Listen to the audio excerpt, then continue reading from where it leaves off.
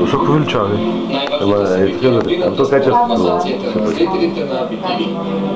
Качеството се организира на година посрещала с пролетно време. От тук е застрани малко. Да правиш пауза. Да завиди плюс да причервисно. Стане топло за сезона.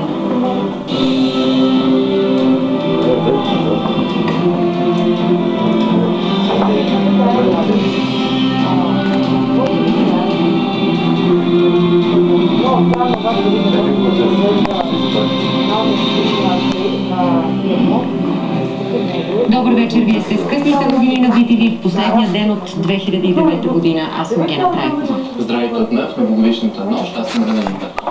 До настъпването на 2010 година остават 2 часа. Градовете обезлюдяха, всички вече са около празничната трапеза в очакване на полунощ, а някъде купонът е в разгара си.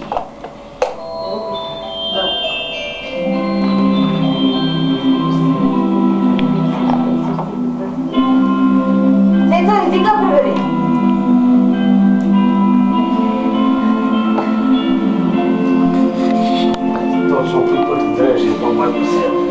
Той беше идеята, безен език. Бе, се някой да развалят.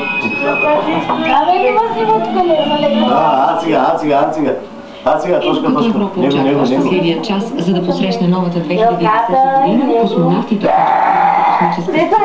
ще посрещнат празника 16 пъти. Те вече се подобриха 3 пъти заедно с Токио, Тейпе и Сидни, които първи смениха календара.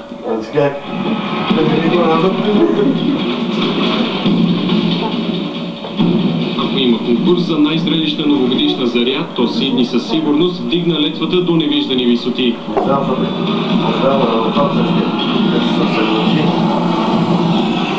Той мисли.